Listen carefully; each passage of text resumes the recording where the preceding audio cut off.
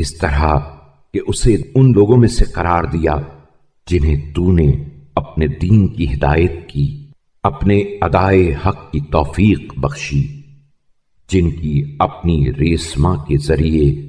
حفاظت کی، جنہیں اپنی جماعت میں داخل کیا اور اپنے دوستوں کی دوستی اور دشمنوں کی دشمنی کی ہدایت فرمائی ہے۔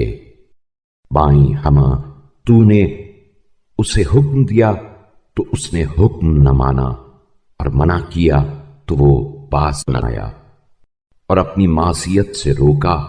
تو وہ تیرے حکم کے خلاف امر ممنوع کا مرتکب ہوا۔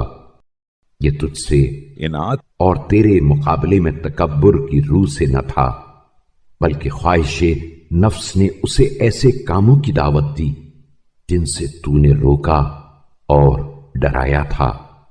اور تیرے دشمن اور اس کے دشمن شیطان ملعون نے ان کاموں میں اس کی مدد کی۔ چنانچہ اس نے تیری دھمکی سے آگاہ ہونے کے باوجود تیرے عفو کی امید کرتے ہوئے اور تیرے درگزر پر بھروسہ رکھتے ہوئے گناہ کی طرف اقدام کیا، حالانکہ ان احسانات کی وجہ سے جو تو نے اس پر کیے تھے تمام بندوں میں وہ اس کا سزاوار تھا کہ ایسا نہ کرتا۔ اچھا، پھر میں تیرے سامنے کھڑا ہوں بالکل خوار و ذلیل،